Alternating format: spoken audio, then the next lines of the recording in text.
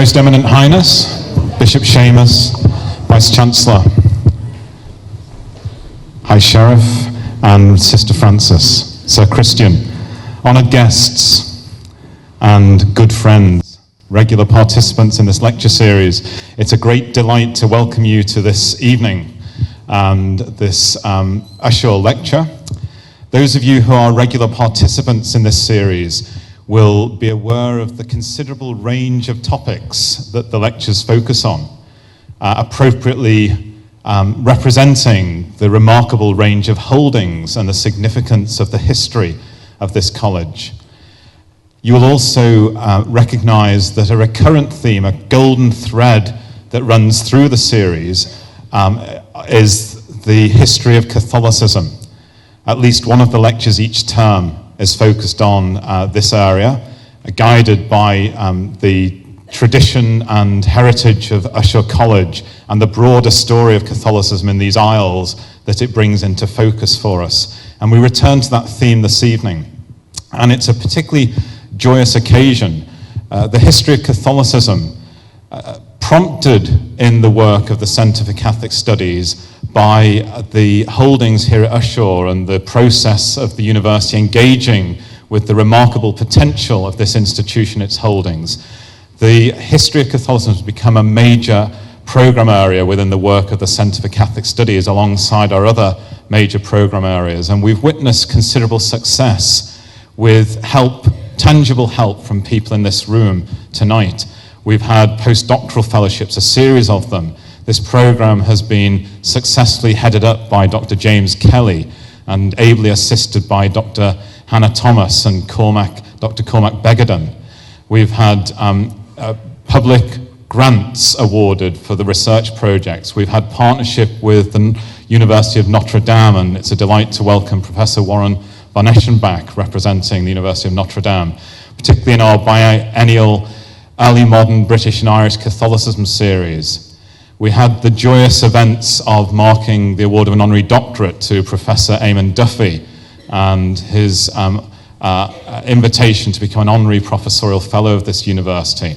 So this is a really considerable area which has, it's punched above its body weight in the sense that this has all been done on short-term posts and short-term research projects and time-limited funding. The time has come to give some stability to that, some permanence to it. And this evening marks the opening of the process that we have been working towards for some time to seek to establish a permanent lectureship, senior lectureship, in the area of the history of Catholicism. This is a unique endeavor for a secular university to embark upon, and it's indicative of the remarkable relationship that has been struck with Catholic communities nationally, regionally, and internationally to embark upon this endeavor. It's an area of academic work that stretches across both our Department of Theology and Religion and also our Department of History. So it's an ambition we've had for some time, but has been brought into proximate and immediate focus for us because we have a great opportunity to establish this. If we can establish it by autumn of this year, then we will be able to identify match funding to support it with some postdoctoral fellowships for a number of years. So it's a great opportunity. We invite you to hold it in your hearts. And we invite you to hold it in your thoughts and intentions. And if any of you, it's not a closed shop, the partnership in this process. If any of you here present wish to become partners in it, to find out more about it, to put us in communication with other individuals and bodies who would like to help with it, we would be very appreciative of that. But most fundamentally, hold it in your hearts. Professor Michael Questier is still at Queen Mary University of London, despite stories of his demise there, but he is still there. And he's currently on research leave on a Leverhulme project to do with Martyrdom, which he's going to talk about today, and linked to Bishop Challoner, Richard Challoner, who I have no doubt will appear in his talk. He started off working on serial converters, as in the religious sense, so people who kept flipping religion during the early modern period in England, and then perhaps he's best known for his book on the Viscounts Montague, Catholicism and Community in Early Modern England, which is very much a proverbial doorstep of a book, a very large book but very influential. Since then, he's worked with Peter Lake on Margaret Clitheroe, who I suspect we'll hear about here, but perhaps his greatest achievement was passing someone for their PhD first time. So you can either count that against him, that he was my examiner, or for him. But anyway, without further ado, Professor Michael Questier.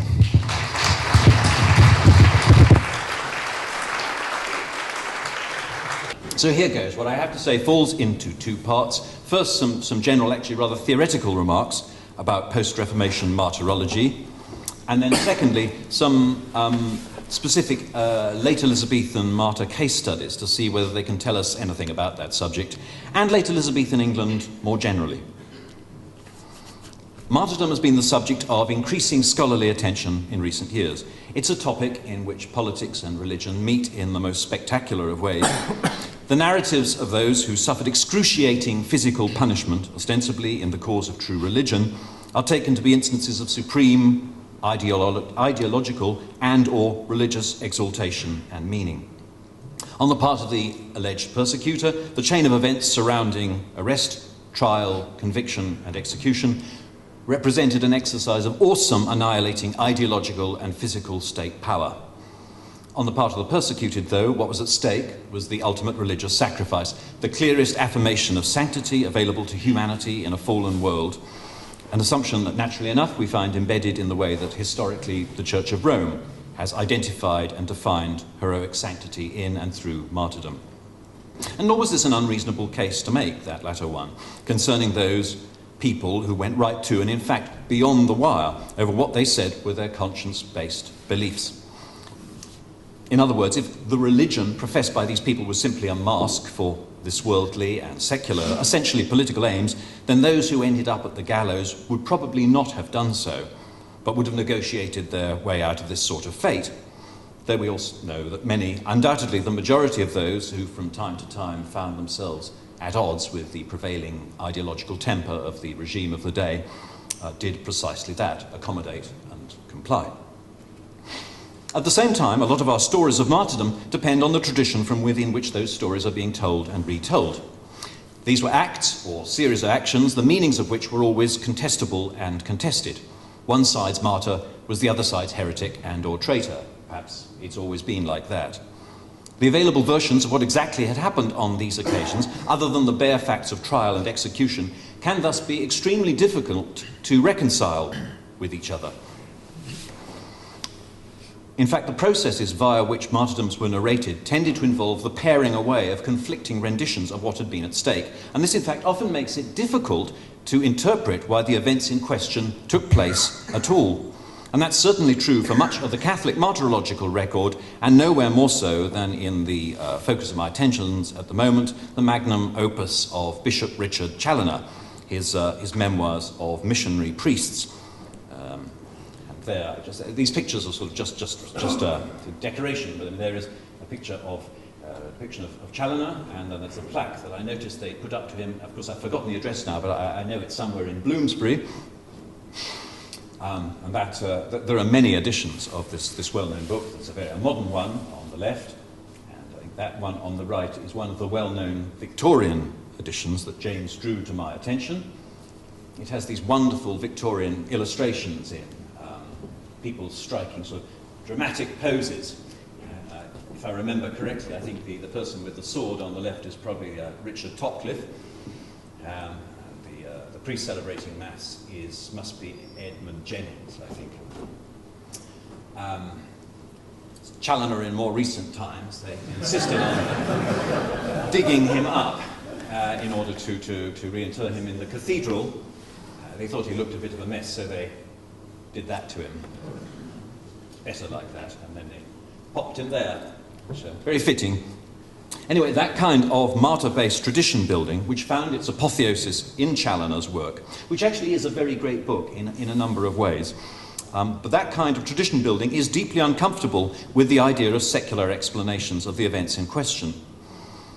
So although, as I say, there's been in some quarters a serious academic revisiting of Reformation martyrdom texts in recent times, as a topic, martyrdom has remained highly controversial and is often off limits for what you might call genuinely historical discussion. For some, martyrdom represents the point at which religious phenomena cease to be subject to the normal, secular modes and procedures of historical description, analysis, and still less explanation. Any attempt to subject such events to that sort of explanation must, on this view, be not only reductionist, but in fact an exercise in secularist propaganda. Though equally, I suppose, one could say that it might be a mistake to go too far in the other direction and over-rationalise and relativise events which at some level may defy full explanation at all. Anyway, these difficulties have been compounded by, you could argue, the latent Protestant triumphalism that remains the ghost in the machine of much post-Reformation historical writing. You don't have to be a Catholic to think that. It helps, but you don't have to. That triumphalism arguably loads the historical dice against the incorporation of the counterfactuals represented at various points by Catholic issues, and certainly hinders the incorporation of Catholic narratives and perspectives into mainstream accounts of the period. Now, it is arguable that if we were to put the Catholic stuff, including martyrology, back somewhere near the centre of contemporary politics, which was where it originated, then the whole story, both the narrative and the analytic architecture of the post-Reformation, would start to look radically different. Starkly confessionalised as Challoner's text is, the claim here is that if we were to rehistoricise the collections of decontextualised incidents which figure in Challoner's book, though of course not just there, then we would recover parts of the politics of the period which many, both contemporaries and recently scholars of the 16th and 17th centuries, have in effect, though for different reasons, tried to suppress, or at least have had every intention of relegating to the margins. Of course, this isn't something which is always easy to do. During the 1580s and the early 1590s, when the regime, the late Elizabethan regime, was at times fairly draconian towards Catholic separatists, trying to lock down what it took to be the threat to national security from Catholic agitators, the records and narratives of martyrdom are, on the Catholic side, necessarily formulaic and often rather brief. There are exceptions, of course. One thinks here of Edmund Campion in London in December 1581, the subject of a really very good book recently by Gerard Kilroy. There's Richard White, or Gwyn, as he was called, in Wales in 1584, because there are two long contemporary narratives of him. And then there was the lady in whom I had an interest at one time, Margaret Clitheroe. A depiction there, the peine forte dures, it's called, because she refused to plead to a felony indictment, arraignment, under the 1585 statute. The only reason we know about her is because her chaplain wrote a lengthy manuscript, a life of her in manuscript, of which the survival is essentially a chance one. And without that, we'd have very little idea about her circumstances and the events surrounding her death. Now, that doesn't mean to say that at this point there was any doubt among many Catholic commentators as to what these instances of suffering meant. William Allen published a reply to Lord Burleigh's Execution of Justice, a pamphlet called Execution of Justice in England, in 1583. And actually, James showed us a copy of it in the library this afternoon, annotated by that man Topcliffe. Allen condemned the Queen's government as a vile tyranny, and moved seamlessly into an evocation of papal authority as a way of correcting the sins of temporal rulers. For Allen, everything was black and white. Somebody could do a PhD called William Allen and the Death of the English Euphemism. For him, there are no shades of grey. If it walked and talked like a persecution, then you could be sure that it was one. Catholics, such as the recent martyrs, at the point that he was writing, Cuthbert Maine, Edmund Campion and the others, they had suffered purely and only for their religion. Briefly, at the end of the book, he remembers, well, what about Protestants who'd been burned under Mary Tudor? No, they were guilty of rebellion. Cranmer was the worst of them, a notorious, perjured and often relapsed apostate, recanting, swearing and forswearing every turn at the very day and hour of his death. It all served him right. He'd got what was coming to him. And perhaps this style of commentary was unsurprising in the period when the threat from Mary Stuart was perceived as on the increase, as indeed was that from the Spaniards in Flanders, as the war got going there following Elizabeth's intervention in and after 1585. But the period in the mid-1580s when what one might call the godly Protestant dominoes all seemed to line up with that kind of clarity, complete clarity on the one side and the other, in the context of the period as a whole is really very much the exception. As is well known, the later 1580s, for a range of reasons, saw a turn, something of a turn against what some contemporaries referred to as Puritanism. In the 1593 Parliament, for example, the draft legislation against popish recusants eventually became two bills, one against Catholics and one, to some people's astonishment, against Puritan separatists. Inevitably, some Catholics would try to take advantage of this situation to present themselves in the best light, to some at least inside the late Elizabethan regime. And they would do that by mimicking aspects of contemporary anti-Puritanism and by claiming that despite their own nonconformity, they could not be regarded as politically seditious. And that was something that really came out into the open with the so-called archpriest or appellant dispute in and after 1598, and was made all the more possible by the fact that almost certainly a majority of the Catholic community were actively or tacitly supporting the claim of James VI of Scotland, though he was a Calvinist, to succeed Elizabeth. He was for them, after all, the son of the martyr Mary Stuart. What would this mean for the tendency for confrontation between, on the one hand, the state, and on the other, Catholics, whose inclinations were separatist ones? Well, one consequence was the increasingly problematical status of martyrs, martyrdom, and the rhetorics of suffering, to which many Catholics, like Alan, had so vigorously subscribed. In exactly the same way as had occurred in France after the conversion of Henry IV, Henry of Navarre, formerly a Huguenot, and as a result, the collapse of the Holy League, the loose alliance of Catholics who had been committed to preventing his taking the crown while he was a Protestant or Huguenot. Famously, when the new convert king entered Paris in 1594, depictions of English Catholic martyrs, pin-up heroes for the League, were immediately removed. So, to see how all this worked, let us now look, and this is the second part of what I wanted to say, at a series of Catholic-Protestant confrontations right at the end of Elizabeth's reign, and particularly, I thought this was suitable for this occasion today, particularly those that occurred in the north of England. The point about the north of the country, as I'm sure many people know, is that large tracts of it were conservative in religion. In other words, exactly the environment where a certain sort of separatist Catholicism could exist, if not invisibly, then certainly behind a shield of occasional conformity. Or rather, the majority culture in parts of the north was so uniformly Catholic that it concealed the overtly separatist tendencies of the Catholic seminary clergy there, and should in theory have kept Protestant Catholic confrontation under control, though equally it could, from time to time, provoke real hostility from those in authority who thought that those kinds of accommodation and compromise weren't acceptable.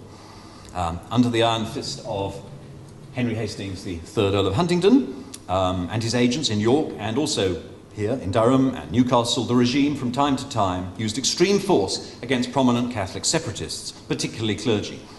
One needs to think only of what happened to the leading secular priests John Bost and John Ingram in 1594. I didn't go on the tour this morning, but I expect were they mentioned, Bost was executed in Durham, I'm sure it was here in Durham, and Ingram in Gateshead, I think that's right. And then... Swallowwell, same trial, George Swallowwell. That's true, they took him to Darlington, that's right, yes. Absolutely right. And then in 1595, an even more major show trial, that of the Jesuit Henry Walpole. But for all the extensive narratives we have of Catholics being hounded by government agents of various sorts, the fact was that in much of the north there were extensive webs of protection around even the most aggressively separatist of the Catholic seminary clergy. This was perhaps even more the case in Lancashire than in other parts of the north. And there's this well-known letter written in late September 1600 by a Jesuit called Richard Cowling. Writing to his Father General, Aquaviva, he said that in his region of Lancashire, he was now on the continent, but in the region of Lancashire where he'd been, he said, yes, there were government agents and official scum prowling about, but Cowling's sermons, when he preached them, he said, still attracted hundreds of people, including gentry Catholics, and he implies they're effectively public occasions. Catholics were so numerous, Cowling said, that priests can wander through the villages and countryside with the utmost freedom. And if the Queen's godless pursuivants should turn up, the way to deal with them, he said, was, translating from the Latin, was the way to deal with them was to give them a bloody good hiding. And there were, he said, always brawny young men around happy to oblige. When the priest Thomas Bell changed sides in late 1592 and denounced to the authorities virtually the complete structure of nonconformist Catholicism in Lancashire, and that's a later copy of this long screed that Bell writes out listing the principal Catholic households in the county, remarkably little seemed to get done about it. On the other side of the tracks, as it were, during the 1590s, there were prominent northern Protestants who thought that, in the face of the Catholic threat, as dangerous as it had ever been, the regime's ideological coherence and confidence were starting to fracture. Even while the Queen's government, central and local, was never without its attack dogs, there was one here in Durham, a man called Henry Sanderson, who was fairly zealous in rounding up Catholic separatists. Particularly after Huntington's death in late 1595, they felt they were no longer getting the sort of wholehearted support that they deserved, even from those who should have known better. Even the so-called Puritan Archbishop of York, Matthew Hutton, was believed by some to be soft on popery and soft on the causes of popery. He preferred people to conform. I mean, he wasn't squeamish. He attended the odd execution, but he rather that people would comply and accommodate and be reasonable. In fact, I mean, this isn't an issue that's confined to the north, of course. That man, Topcliffe, he's the figure of so much contemporary, the hate figure of contemporary Catholic culture, and certainly the ogre of the early part of Challoner's famous book. He has real problems all through the 1590s. There's a priest who's hanged in 1592 called Thomas Pormort, who managed to get a series of accusations out in late 1591 against Topcliffe. Says he has a very special relationship with the Queen. That's the Jesuit Christopher Green's transcription of Pormort's words. You probably can't read it, and that may be a good thing. And then in 1595, famously, Topcliffe is shamed by the revelations of the torture that he's used on Southwell before Southwell's arraignment trial. He briefly ends up in prison himself it must be early 1595. He actually writes to the Queen on Good Friday, which he calls Evil Friday, 1595, and he says he can imagine the fresh dead bones of Walpole and Southwell rising from the ground and dancing for joy of the disgrace which he, Topcliffe, has just suffered. And then, as if he hadn't learned his lesson, in 1598 there's another public relations meltdown when he brings a case against a Franciscan called John Jones. And during the trial, a recusant called Robert Barnes, on his own account, is allowed to supply to the court, it's tiny spidery writing, this goes on for pages and pages. Barnes must have been allowed to denounce to the court Topcliffe's cruelties for above half an hour. Anyway, as the regime's former hard line against Catholic separatism started, as some thought, to be called into question, the archpriest or appellant controversy, which began in 1598 with the appointment of the controversial George Blackwell as archpriest and superior of the English, or over the English secular clergy, was crucial. To explain very briefly, on the one hand, the appellant business, which I'm sure most of you have not encountered or come across, it's no more than a collection of unbearably tedious arguments among Catholic clergy over the precise canonical status of the new archpriest appointed by Rome, this man Blackwell, who arguably was the sort of person who should never have been put in charge of anything. A number of his opponents demanded that Rome should clarify and confirm the canonical processes by which he'd been appointed in the first place. And that's fairly dull and boring. On the other hand, the secondary and pendant arguments in this dispute about everything from Puritanism to toleration went right to the heart of the late Elizabethan succession debate. For those who sided with Blackwell, Jesuit clergy in particular, and others secular priests who sympathised with the society, the regime's use and abuse of the treason law, the thing that produced these cases of what they regarded as martyrdom, was an attempt to crush good Catholics, in fact the best Catholics, and thus silence the entire community and beyond anyone else who dared to talk without licence about religion and politics at all, the late Elizabethan equivalent therefore of Project Fear. But those who subscribed the appeals against Blackwell, the people who didn't like him, said that the regime could not be blamed for its hostility towards Catholics. The fault lay with meddlers such as the Jesuit Robert Parsons and his friends, who'd been to all intents and purposes exactly as seditious as their critics said they were. Now, these claims, and again this is well known, tended to equate Jesuit clergy with Puritans and identified there the same kind of rampant disorder, lack of respect for hierarchy and particularly episcopacy, and so on. As a result, some regime insiders, notably this man Bishop Richard Bancroft, Bishop of London, thought that they could see a use for appellant rhetoric. He made a royal press available to these Catholic clergy in London to enable them to get their claims out into the public domain. For him, the anti-Puritan and anti-Presbyterian overtones of what they said, delivered inside a kind of anti-Jesuit wrapper, were just too good to pass up. But other regime members were wary of the appellant's declarations that they should be accorded tolerance, merely because, as they said, they rejected Jesuitical and Puritan excess. For some, this performance of moderation was simply one of the more insidious manifestations of popery.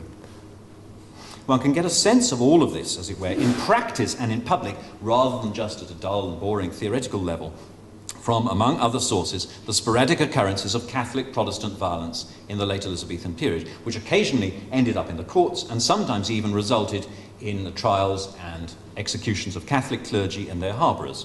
And as I said earlier, particularly what I'm thinking of here are the reported outbursts of conflict, principally in Lancashire during the last years of the Tudor Queen. As I've said, this is a part of the country which some people regarded as or thought should be a no-go area for those they termed heretics. But Bishop Richard Vaughan, Bishop of Chester, who arrived in the diocese in 1597, certainly thought it was time for something to be done about that, and the appropriate person to take it on, in his view, was the godly gentleman William Bretter of Childwall in southwest Lancashire, he of the even godlier and famous in Puritan circles wife, Mrs. Bretter. Ooh, yeah. Vaughan had already urged the nomination of stipendiary godly royal preachers in Lancashire and made sure that they were stationed in the areas of the county where they would be most annoying. This man Bretter had been appointed High Constable of West Derby, 100, by Vaughan in fact, and had then, and this is apparently to historians of local historians of Tudor Lancashire, apparently quite a well-known incident, he tried to make arrests of Catholic recusants in the parishes of Huyton and Childwall in May 1600. The result was a riot, and a few days later retaliation against him by maiming some of his farm animals. The council in London demanded that those Catholic gentry who seemed to have sponsored the violence should be brought to book. At the end of the month, end of May 1600, Bishop Vaughan reported to London that the rioting had been made possible by the countenance of certain gentlemen recusants. He said the rioters were servants or tenants of one Edward Norris, a man who, though he seems to go to church, yet is his house well known to be a sanctuary of all lewd resort and a nursery of popery. Back in 1592, the apostate priest Thomas Bell had witnessed that Norris's wife kept a Marian priest and that a seminary priest also resorted to the house. That manuscript's been covered in rice paper. It's difficult to read now, but you can probably see here number 59, the Norris household is the 59th on Bell's list. And then this is a serious accusation to make, because harbouring a seminary priest is that's a felony, it's a hanging offence under the 1585 statute. Now, one response to those disorders was, it appears, the trial and then execution of two seminary priests, a man called Robert Nutter, who is commemorated that way because he's a Dominican, and another called Edward Thwing, and they were hanged on the 26th of July, 1600. It seems that they were arrested at some point before the 21st of May, probably in connection with the alleged rioting. Nutter was briefly freed from arrest by force, but was retaken. Exactly how much of a confrontation, public confrontation, this was between representatives of the Catholic community and of the state can be picked up not just from the trial, but also from a manuscript account seen by the 18th century martyrologist John Knaresborough, who is really in some ways Challoner's predecessor. Those are in the Hull University Library. Those are some of Knaresborough's drafts for a martyrological history of the English Catholic community, which was never completed. If they have there's a transcript in the excellent archives here, which I was looking at this morning. But he records the existence of a manuscript, now apparently lost, a note at the top of the page, of a dispute had in Lancaster Castle on the 4th of July, so sometime before the trial, between these two martyrs on the one part and two Protestant ministers on the other. We don't know the exact relationship of the dispute to the decision to convict and carry out the sentence, but Knaresborough noted that the copy he'd seen was called the Catholic copy. By this, he says, I found there was another in the Protestant's hand, and in many things differing from this. In other words, this was a major public confrontation, diversely reported by supporters and opponents of the imprisoned priests. And these Catholic clergymen, even in partially conformist Lancashire, wear politically hard line. At execution, Nutter refused to pray for Elizabeth or to acknowledge the lawfulness of her title. Thwing apparently was prepared to admit the lawfulness of her sovereignty, but he defended equivocation, the doctrine which had caused the Jesuit Southwell so much trouble back in 1595. For local Protestants, this was a big public relations triumph. As a justice of peace called Thomas Hesketh, who's actually a Cecil client, he has an attorneyship in the Court of Wards, he claimed that many that were favourers of popery and were present at the arraignment and at the execution, as I hear, did say that they would not have thought the papists had holden such gross opinions, either against Her Majesty or in religion, not least because Bishop Vaughan at the arraignment, touching divers points of religion, did so fully by disputation and argument, with the priests discover their weakness. He says, I hope thereby many hearers that before were staggering, in other words, uncertain, are now confirmed. But there was something of a disjuncture between the upbeat version supplied to London by Hesketh and the account written by that Jesuit Richard Cowling. According to him, some of the watching crowd swarmed over the scaffold on the 26th of July as the ritual horror of the execution was unfolding in Lancaster, in order to seize the body parts of the dismembered clergy, their garments, he said, fingers, hair, anything they could lay their hands on. Officials tried to stop the disorder, but the women who were present snatched the hearts of the martyrs from the blazing fire and made off with them. And presumably these people, if they witnessed the trial proceedings and or the previous disputation, weren't convinced by Vaughan's rhetoric. Subsequently, said Cowling, the heads and quarters, which are normally nailed up in conspicuous places, these vanished as well into Catholic houses, leaving the Queen's infernal ministers, said Cowling, raging and gnashing their teeth. The Catholic population of the county evidently didn't think that it had witnessed closure here. There were further attacks on Brettus property on the 15th of August, worse ones this time, and also a riot outside the vicar's house in Garstang. That's the church. Nice church. The vicar, though, was George Ainsworth, the brother of the Brownist secretary, Henry Ainsworth, and so almost certainly a fairly convinced Puritan. As Bishop Vaughan described it 5 days later, on the 20th of August, in the place where Her Majesty maintains a preacher, a man called William Foster, for the reducing of her backward subjects to conformity, after dusk, between 9 and 11 o'clock p.m., on presumably what was a lovely summer's evening in Lancashire. Well, it might have been snowing, of course, like today, but he said about 20 persons, all in armour with muskets and other weapons, had marched through the town to the vicar's house. They meant business. The vicar, Ainsworth, awoke, he said, to the sound of musket balls slamming into the walls of the house. The assailants apparently meant to kill him, and also an ecclesiastical commission pursuivant who was there. Ainsworth bravely pushed his servant out into the courtyard to find out what was going on, and they fired several volleys at him as well. Actually, there's a not dissimilar confrontation at Durham at about the same time. Not that Durham's unfamiliar with violence towards Catholic separatists, but in this case, the seminary priest who was targeted was a man called Thomas Palliser, who had a reputation as a loyalist. In fact, in 1597, he'd given a great deal of information to the regime in London about Spanish troop movements and naval strength, which he'd witnessed while he was abroad. He was said to be an enemy of the Society of Jesus. He sounds like a proto-appellant. It's not exactly clear where his sympathies lie, but generally statements like that would guarantee a measure of protection for Catholic clergy of that sort. Nevertheless, he was arrested on the 24th of June 1600 by that man Henry Sanderson and his men in the house of John Norton at Lamsley, or Lamesley, which must be, is it just north of, up the road from here? Along with two Catholics called Richard Sayer and John Talbot. Loyalists or not, they didn't go quietly. As Tobias Matthew, the Bishop of Durham, wrote 3 days later, the said Mr. Norton followed Mr. Sanderson up and down the house with a fowling piece charged with hail shot, which he fired at Mr. Sanderson. But at exactly that point, one of Sanderson's servants stabbed him under the arm with a rapier, so that Norton missed. How could you miss at that distance? I mean, really, you know. Anyway, Matthew said it was to the praise of God and the wonderment of all that stood by, every man there looking, but at the crack of the shot, Mr. Sanderson should have been slain. Palliser, Norton and Talbot were all hanged on the 6th of September 1600, very soon after the Garstang riot.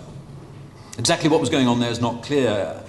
Whether Palliser had signed up to the appellant programme, it looks as, or not, this looks as if it was part of a public relations exercise to show that posing as a loyalist didn't cut it as far as Bishop Matthew and his friends were concerned, and equally to demonstrate what they thought of the line allegedly already being taken by some privy councillors in offering a limited measure of patronage to appellant leaders.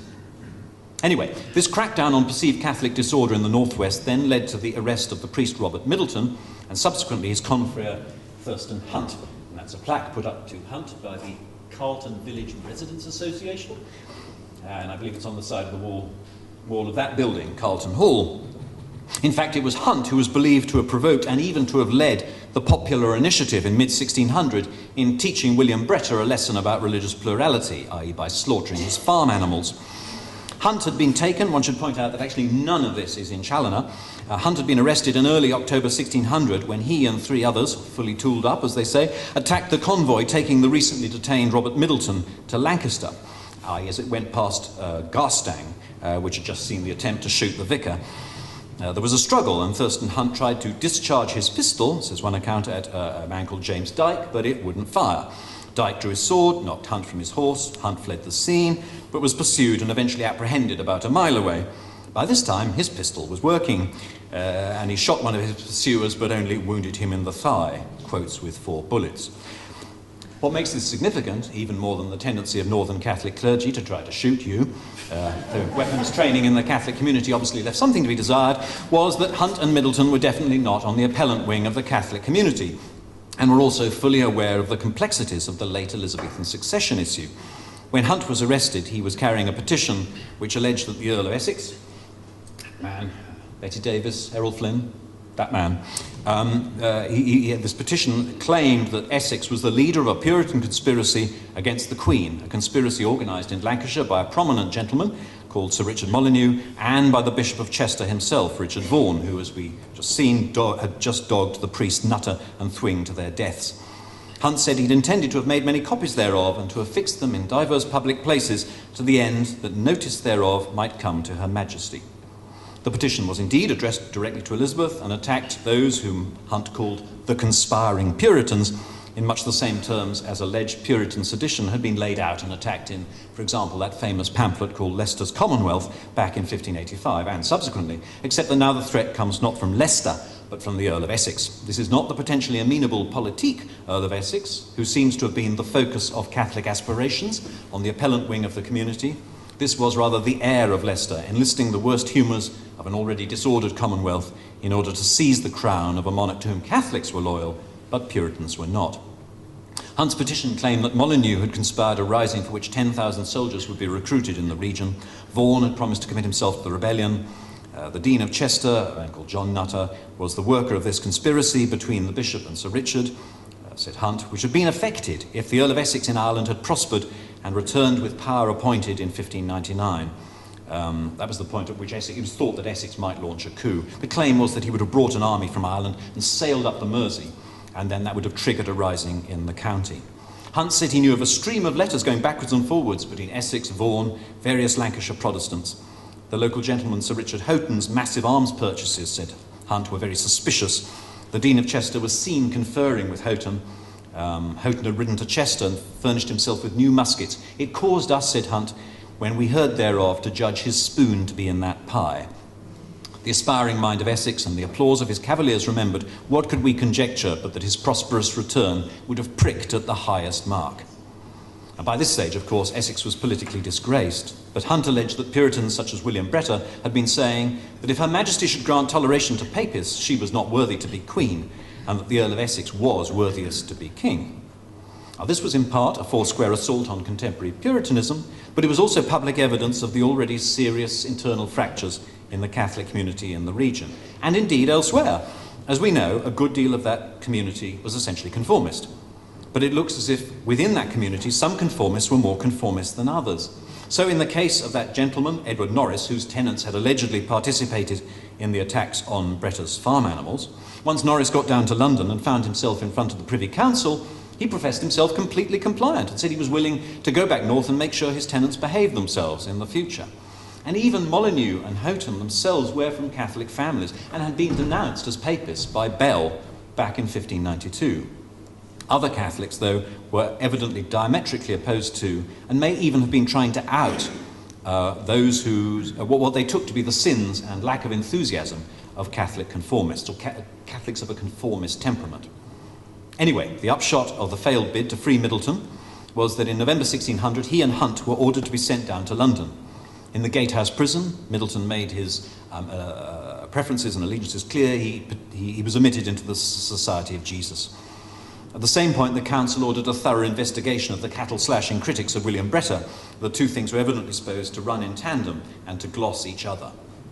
Would the regime buy anything of the claim that the real threat to the Queen came just as much from a certain kind of Protestant as from Catholics? Hunt was certainly not the only one who pointed to the Earl of Essex as a magnet for Puritan clients. There was a man called William Sterrell, who was the secretary of the Earl of Worcester and has direct access to information laid before the council. He's one of the sources that Robert Parsons relies on in his battle against the appellants. Anyway, on 13th of January 1601, he says that Essex's house at Temple Bar is now open to all comers, and there are many Puritan sermons preached there. Some Catholics must have thought it no accident that Essex now did exactly what they'd been saying he was going to do, in other words, go into rebellion. The rising in London was a catastrophe, as cack-handed as any of his blundering campaigns on the continent or in Ireland. He was beheaded in the Tower, declaring that he was neither papist nor atheist. For its part, however, the regime didn't want Essex to be seen as the leader of a Puritan coup, and that's probably why Middleton and Hunt had actually been brought down to London in order to refute the circulating rumours spread by people, such as them, that Essex was drawing on a godly Protestant constituency for support. The Puritans, as the Jesuit Henry Garnet called them, actually almost everybody's a Puritan for Garnet, anybody who's not a Catholic like him is a Puritan, he says they were anxious by every means to impute these tumults to the Catholics, and to this end caused the ministers in their sermons to tell the people that the Pope and King of Spain had conspired with the Earl. There were, admitted Garnet, some Catholics involved in the rebellion, but they were few and were young men and had not the approbation of any priest or people of wisdom, but believed vainly that if the Earl was successful in his purposes, he would repeal all the statutes against Catholics. Such people were now trying to distance themselves from Essex's public catastrophe, but more fool them, said Garnet, they should have listened to the likes of the now doomed Thurston Hunt and to the Friends of Spain, the Society of Jesus, and all good European Catholics. The truth was you couldn't subscribe to an allegedly patriotic war against the House of Austria and pretend there would be no domestic, political and confessional consequences. Even as almost everybody with the Earl started to backtrack furiously, the regime tried to use the treason law to fix in the public mind where the blame for the rebellion lay. On the 18th of February 1601, the priest John Pyebush was hanged in Southwark, and then 9 days later, famously Anne Line, one of those Victorian illustrations, Anne Line and her friends Roger Philcock and Mark Barkworth were killed as well. The execution was on a freezing cold winter's day, 27th of February, and 2 days actually after Essex was decapitated in the Tower. Garnet said the whole thing took place in the middle of a snowstorm. Philcock was taunted in the streets by people shouting at him that there were many papists that were associated with the Earl of Essex, but he answered them back that it was not any of account, and said furthermore that Essex's Catholic client, Francis Tresham, who becomes one of the people associated with gunpowder plotters, had been mad to deal with such a damnable crew of heretics and atheists. From the scaffold, Barkworth declared that this death is nothing, and that they might hack and cut him in pieces alive if they liked. Anything was better than dying in that religion that the Earl of Essex died in. Unfortunately, the royal officials then took him at his word, and it was even worse with him than with the other man. As so often, though, there may have been more than one strand of opinion in the watching crowd. According to one of the papers gathered together by Challoner's research assistant at Dowie College, a priest called Alban Butler, and that's one of Butler's manuscripts, though it didn't find its way into Challoner's book. When Barkworth was hacked into 4 quarters, a London apprentice, seeing Barkworth's knees with kneeling obductor callow, he knelt and prayed a lot, the apprentice took one of his legs in his hands and holding it towards certain ministers, waving it in their faces, said to them, "Which of you gospellers can show such a knee?" And one of the people that the apprentice must have been jostling with was Garnet's agent, who was there cutting the sleeve of Anne Line's gown, drawing it through the blood of Philcock and Barkworth in order to take it back to the Jesuit superior. Later, all the remains were dug up by London Catholics. Directions were given a few days later by the council, on the 3rd of March 1601, that the 2 priests, Hunt and Middleton, should be taken back to Lancaster and be proceeded against there. Hunt was still insisting, to anyone who would listen, that Molyneux and others would have risen in support of Essex given the chance. In other words, if he'd made a bid for the crown. The struggles to appropriate the political meanings of the recent mayhem carried on up to the end. One Catholic account said that on the day of their deaths, Middleton and Hunt reconciled 2 or 3 felons in the prison who professed their faith and refused before their death to pray with the minister. As the felons were hanged one by one, the priest shouted and called on them to die Catholic. As in other Catholic martyr narratives there are, he claims that the locality was unwilling to assist with the execution. The whole thing was really a parody of the Foucauldian model of the majesty of royal justice. According to one account, the fire was too small, so that the entrails of the first priest put out the flames, so that Catholics who were standing by took what they would, which was almost everything. Both clergymen were executed in their cassocks. It shouldn't happen. The officials may, in deference to local sentiment, have tried to avoid disemboweling them alive, which is the literal sense of the formal legal sentence. Says this account, Hunt was already dead by that stage, but Middleton was cut down alive by error, as some think. And the sheriff, a man called Sir Cuthbert Halsall, who'd actually served with Essex in Ireland and had been knighted by him in July 1599, he intervened to decapitate the priest swiftly as he began to revive. There was probably some interplay between these events and the well-known furore concerning the demise of William Bretta's wife and her notorious crisis of faith in her final illness, a kind of martyr, a sort of Puritan martyr narrative in its own way. She died on the 31st of May 1601, not long after these other events. It was the subject of Puritan sermons preached at Childwall by the royal preacher William Harrison, a man who was a friend of Bishop Vaughan. From the defences of her by the local godly, we can deduce how much local Catholics must have been mocking her, though as Steve Hindle points out, the Catholic side of these exchanges doesn't survive. There used to be a phrase, normal for Norfolk, used to describe certain people in that part of East Anglia, or so I'm told. Well, some people have claimed that what you've got here is normal for Lancashire. If you look up the town of Huyton on the interweb, or whatever it's called, it says that even in the 1970s there would be running battles in the streets between children from rival Church of England and Roman Catholic schools. Of course, it is in the Liverpool urban area, so perhaps that's not surprising. Nevertheless, the leading article on the Bretta Childwall riots says that it's really all a storm in a Lancashire teacup. Nothing you need bother yourself about. At another level, though, I think it is, what you have here, and this is really why all of this matters as a topic in some wider historical sense, in other words, beyond the terms in which Challoner's book, for example, is written, what you have here is a view of the complexity of the politics of the increasingly imminent succession debate in late Tudor, and in imminent succession in late Tudor England, but one that's outside the usual narratives of that event, rooted as they generally are in, for example, the so-called secret correspondence between James Stewart and leading English Privy Councillors and notables. These narratives purport to show how the prospects and eventual journey southwards of the Scots king were managed in an entirely ordered and essentially private and very English manner by the sage and subtle likes of Sir Robert Cecil, all very hush-hush, everything on the QT. But that wasn't, of course, what was going on in these cases that I've described of confessional confrontation, even though it was relatively rare for them to be phrased explicitly by reference to high political issues such as the succession. Anyway, the publicness of these Catholic interventions in politics can be picked up further in, for example, and these are the last of my cases, the speeches made in the December 1601 in the Parliament by a Puritan called Sir Francis Hastings. There's a recusancy bill which fails in the Parliament, and it produces howls of rage from people such as Hastings, thinking that they can detect protection being given to Catholics, all part of a conspiracy almost within the regime, which is also designed to attack Puritans. To all of that, the council is in fact compelled to respond, and one way that it does this is via the trials and executions of 5 people. It's almost unprecedented at any point in Elizabeth's reign, and the council, the regime, does this right at the end, or very close to the end. A man called John Duckett, who's an appellant printer, and his stationer, Peter Bullock, on the 19th of February at Tyburn, followed the next day by the priests Francis Page, Robert Watkinson, and Thomas Tichborne. Here the London crowds could actually see the regime trying to keep the lid on the current Catholic agitation, which had been called into being in part by the prospect of the accession. Duckett's fate was a demonstration of the extent to which some regime insiders had decided that the appellant business was going too far. Tichborne had been reputed a malcontent, in other words, someone inclined towards the appellant position, but other victims on this occasion were aligned the other way. Francis Page pronounced the necessary vows in order to be admitted to the society on the morning of the execution, as he's being dragged off to the hurdle.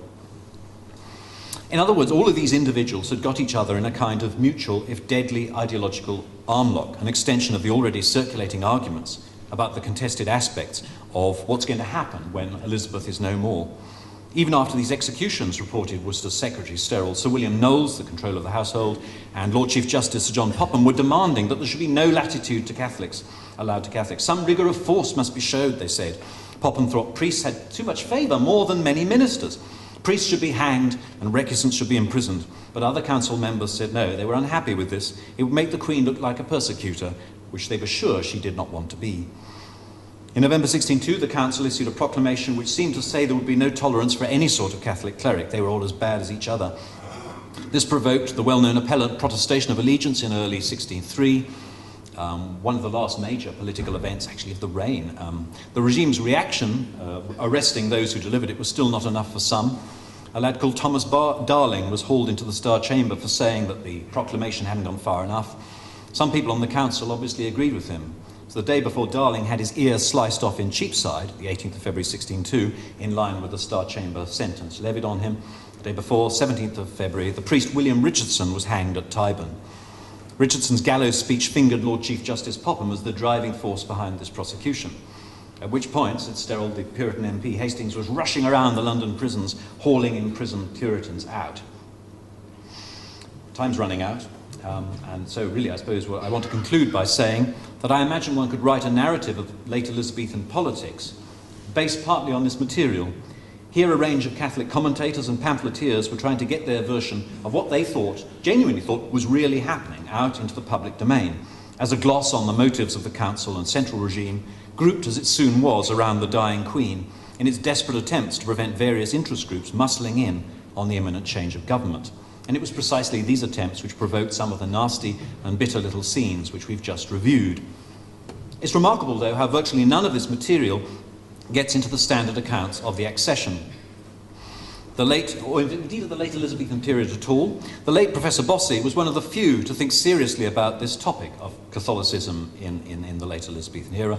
But for him, the appellant business was all part of a failed attempt to change the culture of the Catholic mission. He was explicit about his aim to take the relevant stuff outside what he regarded, not unreasonably, as an overly conventional church-state context. The section in his magnum opus, his English Catholic Community, which deals with this, which I've probably read tens, maybe hundreds of times now. It's astonishingly original and clever, but there are other ways of looking at the same thing. And one avenue is through locating these records of apparently sporadic, but in some ways very logical violence, some of which was subsequently packaged as martyrdoms in what one might call the public sphere politics of the accession. And then, for example, you can take them and read them against the subsequent toleration campaigns in the early years of James I's reign. Another topic completely, of course. I suspect that to a scholar of the late 16th and early 17th century French scene, where they take wars of religion and succession politics and violence really seriously, none of this would come as much of a surprise. If anybody's seen that film La Reine Margot, if that's what the French are really like, I mean, my God. But in the English environment, I mean, I don't think it would surprise a French person, but in the English environment, some of this is quite odd.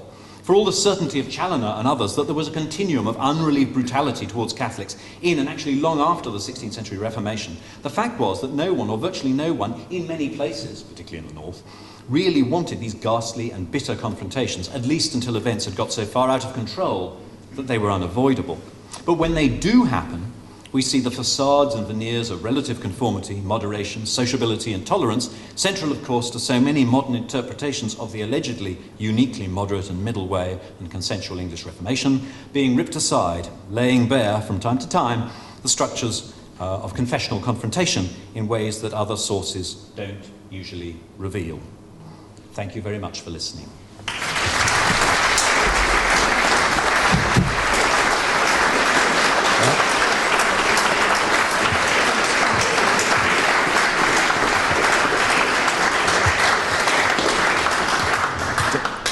Thank you very much for that, Michael, for a very wide-ranging, it was late Elizabethan, going from different places and all over the place. But I think the thing we should all take home is that shooting needs to go back on the seminary agenda, and possibly for undergraduates as well. I'm going to open the floor to questions straight away because we've got limited time. So if you could raise your hand and wait for the microphone to come to you, please. Right, that's good. I can ask the first question then. Is to ask about the circulation of these texts, because obviously some of the ones you've been looking at are collected a lot later. But what are they recording them for? I know what the argument is that has been made certainly for the early Stuart bit, but I notice quite a lot of them are in English. So why are they recording them in English and what is it for? I think there are, as I understand it, there are various phases of an attempt to get Rome to recognise that these are instances of suffering for the faith. These people are martyrs in exactly the way that they claim to be, or it is claimed that they are.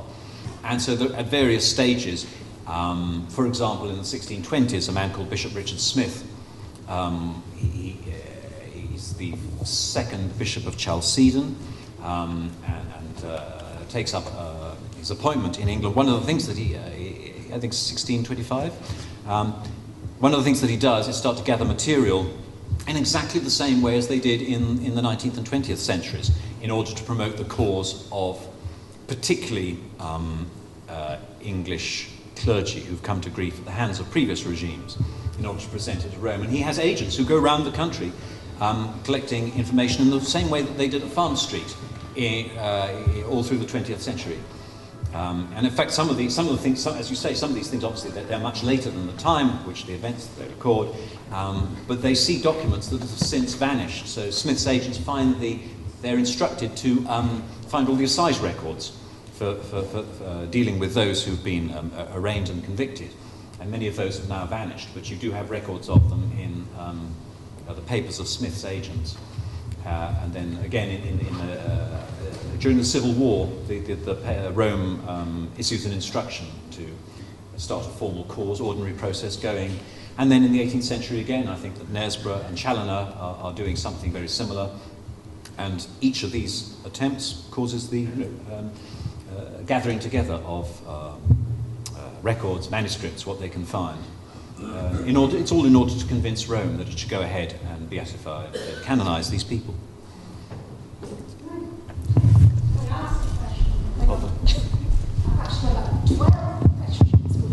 Perhaps have a couple. Okay. I'm Francesca Dixon. Okay. Professor Questier, I was a bit taken aback by your continued levity. Now, I realise in such a serious, gruesome topics that we're dealing with, you don't want someone serious all the time.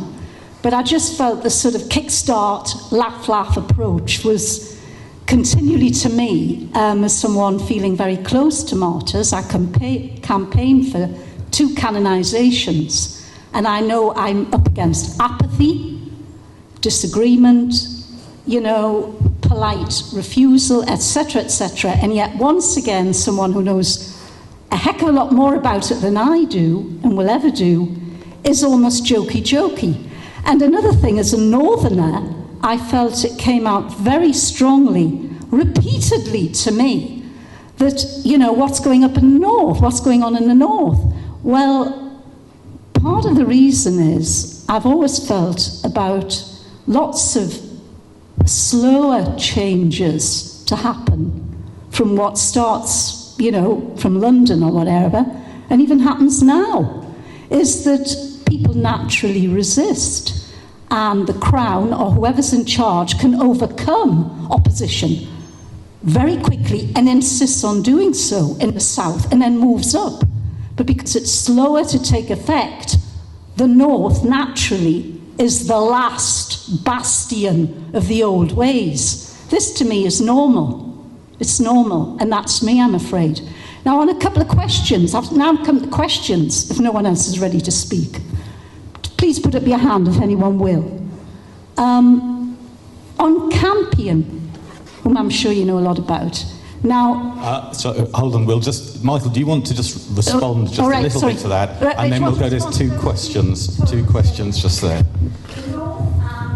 Well, no, hold on, there's 2 questions, because you said yourself that you know that, because you've had quite a long say there.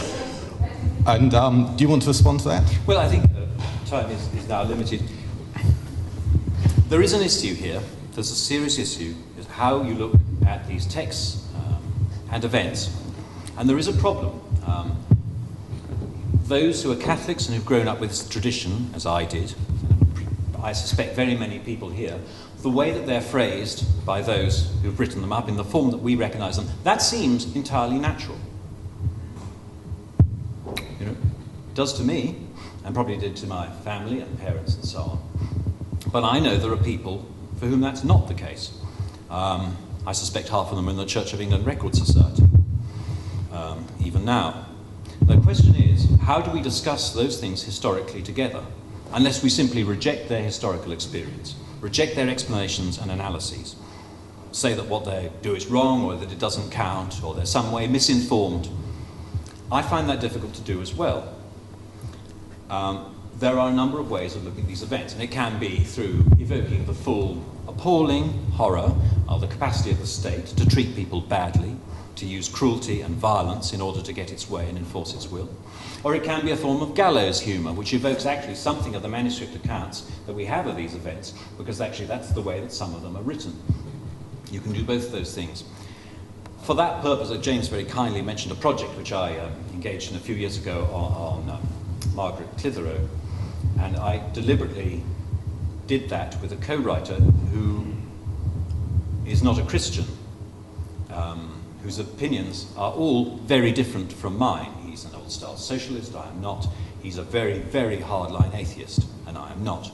And the point of that exercise was to do this, was to see whether it would be possible to discuss texts and events and tradition from two completely incompatible angles, and yet do that historically. Now, I have to say it wasn't particularly easy.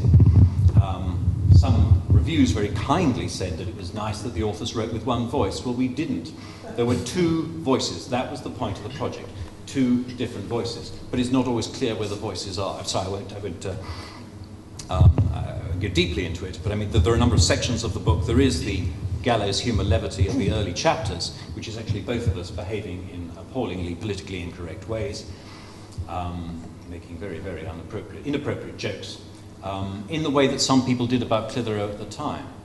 Then there are the sections which look entirely Catholic, evoking household piety and tridentine devotion, which we know that she practiced. Those were not written by me. Those were written by him, because he took the text, because he's a historian of text and took those seriously. The central violence sections are written by both of us, and then towards the end there's the politics bit, which I suspect some people found very offensive, and that's shared between us because we have an interest in politics of the period. The paean to Clitheroe at the end, the one that evokes the Clitheroe tradition, and which is actually a stonking attack on modern feminism, was not written by me, but by him, because he was the one who took her really seriously, rather than me, even though she's from my tradition and not from his. So you can look at these things in a number of different ways, and some of those ways are very uncomfortable, but if you don't, you will miss the historical significance of those things, and you will never be able to discuss them with anyone else. And then I think you've lost out. Then I think you've lost something of what's actually there.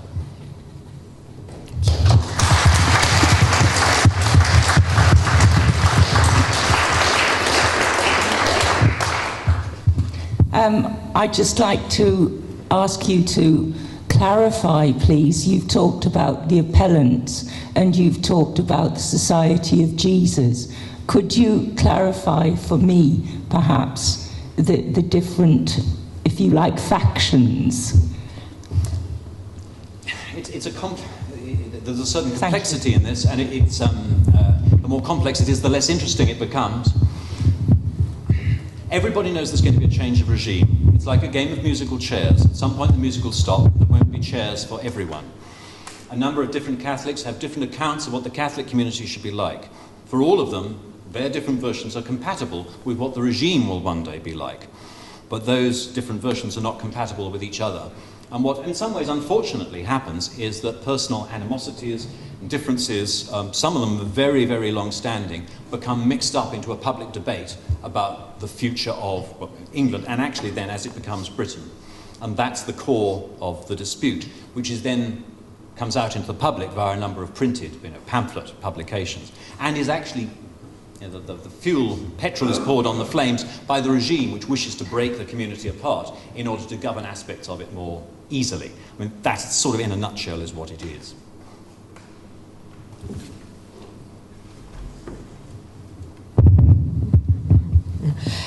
Given this is quite a different question, given your understanding and your very deep understanding of what happened in Christianity in the 15th and 16th century, it always seemed to me that there are parallels in our own day, in that in the 16th century Christendom was tearing itself to pieces and Islam was very liberal and accepting and educated.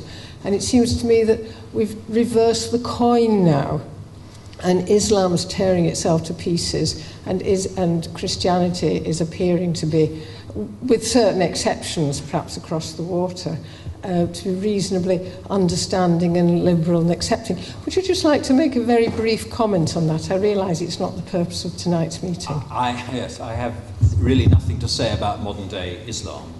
And that's really from ignorance rather than for any other reason. But I suspect that many of the same debates that you see in post-Reformation Catholicism about things of the world, problems caused by what we would describe as politics, are replicated today among Muslims. I suspect that's the case.